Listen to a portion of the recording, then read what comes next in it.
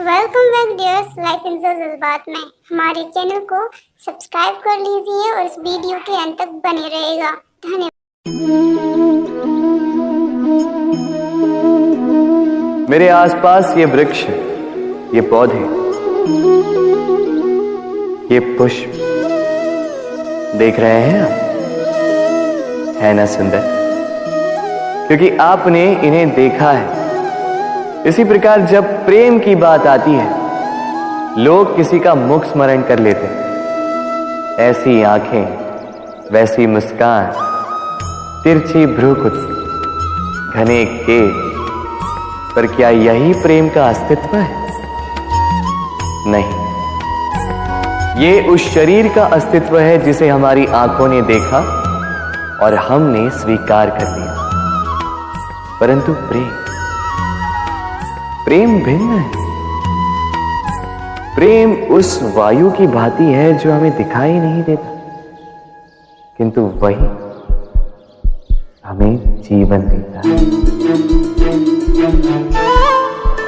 संसार किसी स्त्री को कुरूप कह सकता है क्योंकि वो उसे अपनी तन की आंखों से देखता है, परंतु संतान उसी माता को संसार में सबसे सुंदर समझती है, क्योंकि वो भाव से जुड़े। तन की आंखों से देखोगे तो वैसे भी पहचान नहीं पाओगे जैसे राधा मुझे पहचान नहीं पाई। इसलिए यदि प्रेम को समझना है तो मन की आंखें खोलो और प्रेम से कहो राधे राधे। संसार में सबसे बड़ा, सबसे महान जीव कौन सा है? अब आप में से कुछ कहेंगे मनुष्य, कोई कहेगा सिंह, कोई कहेगा हाथी, किंतु नहीं, संसार में सबसे महान जीव है वृक्ष। वो वृक्ष जो हमें खाने के लिए फल देता है, जीने को प्राण वायु देता है, गर्मी में शीतलता देता है और सूख जाने पर भी हमें जलाने के लिए लकड़ी दे जाता है। अब आप सोच रहे होंगे कि मैं ऐसे अचानक वृक्षों की महिमा मंडित क्यों कर रहा हूं? मेरा संकेत इस वृक्ष से कहीं अधिक गुड़ है, उस बीज की ओर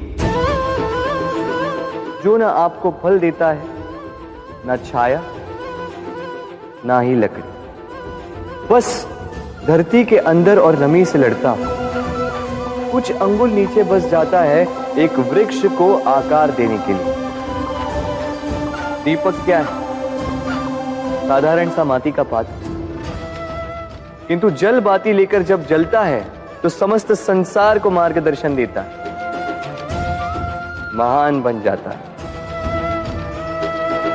अब समझे, यदि महान बनना है तो कुछ करना होगा। कोई अंतर नहीं पड़ता कि आप छोटे हैं या बड़े, कुछ करेंगे तो कुछ बनेंगे।